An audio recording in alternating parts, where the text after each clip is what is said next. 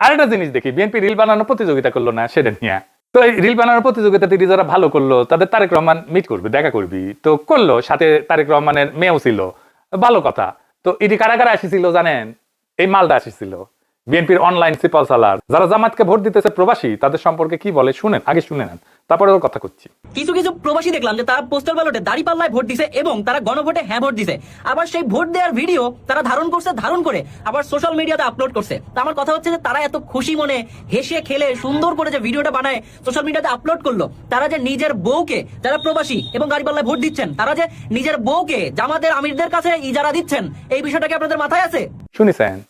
এটা তারেক রহমান ডেকে নিয়ে গেছে, আবার কইছে তার কন্টেন্ট নাকি দেখে, তার মুখেই শুনেন। আমার আজকের এক্সপেরিয়েন্সটা অনেক ভালো। যেমন চেয়ারম্যান স্যার ফার্স্টে এখানে ঢুকে যখন সবার সাথে হ্যান্ডশেক করতেছিল, তখন উনি আমার সাথে হ্যান্ডশেক করার সময় বলছে যে I follow you a lot, that means a lot to me. কারণ চেয়ারম্যান স্যার এসে বলতেছে এমন একটা কথা, I was just hang on a moment, and তারপরে আমি স্যারে বলছি it's a great thing to me sir. মানে বুঝতেছেন, আমি জাস্ট হ্যাং হয়ে গেছি চেয়ারম্যান স্যার যখন এমন একটা কথা বলছে। তার মানে সে যে ইতরামি করে সেটা তারেক রহমান জানে, যাই নাই তার মতো ইতরকে ডাকিছে, কনফার্ম করছে তার ইতরামি দেখে তারেক রহমান, আর পছন্দ করে। তারেক রহমানের ইতরামি পছন্দ, ইতরদের পছন্দ, কারণ তারেক রহমান ইতরদের গডফাদার। এক ইতর ছিল আওয়ামী লীগের মুরাদ, এই যে এটা, সে মুরাদ জাইমা রহমান সম্পর্কে খুবই অশ্লীল কথা কইছিল না, আমি আর দেখাইলাম না ভিডিওটা। সেই মুরাদের মন্ত্রিত্ব গেছিল কিন্তু আওয়ামী লীগের আমলে, তার নমিনেশনও দেয় নাই পরে আওয়ামী লীগ। আর তারেক রহমান তার দলের একই মানের এক ইতরকে ডাইকা নিয়ে পুরস্কৃত করে, তাও মেয়েকে পাশে বসায়। এই হইতেছে আওয়ামী লীগ আর বিএনপির তফাৎ।